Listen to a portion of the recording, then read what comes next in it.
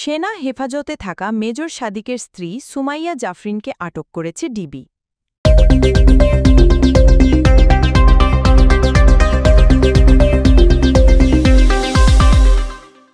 আওয়ামী লীগের নেতাকর্মীদের গেরিলা প্রশিক্ষণের ঘটনায় অভিযুক্ত মেজর সাদিকের স্ত্রী সুমাইয়া জাফরিনকে ঢাকা মহানগর গোয়েন্দা পুলিশ আটক করেছে। ডিবির একটি দল তাকে হেফাজতে নিয়েছে। ডিবির মিডিয়া অ্যান্ড পাবলিক রিলেশনস বিভাগের উপকমিশনার মোহাম্মদ তালেবুর রহমান এই আটকের বিষয়টি নিশ্চিত করেছেন। তিনি জানান, রাজধানীর কেবি কনভেনশন হলের ঘটনায় জড়িত থাকার অভিযোগে সুমাইয়া জাফরিনকে ডিবি হেফাজতে নেওয়া হয়েছে।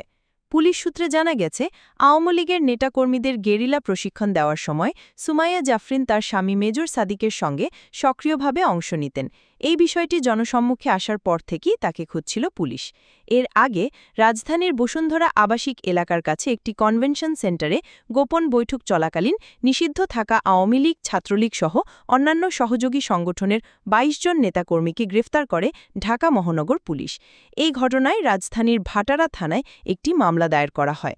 গত ১ অগাস্ট আন্তঃবাহিনী জনসংযোগ পরিদপ্তর জানায়, গত ১৭ জুলাই অভিযুক্ত সেনা কর্মকর্তা মেজর সাদিককে তার উত্তরস্থ নিজ বাসা থেকে আটক করে সেনা হেফাজতে নেওয়া হয়েছে।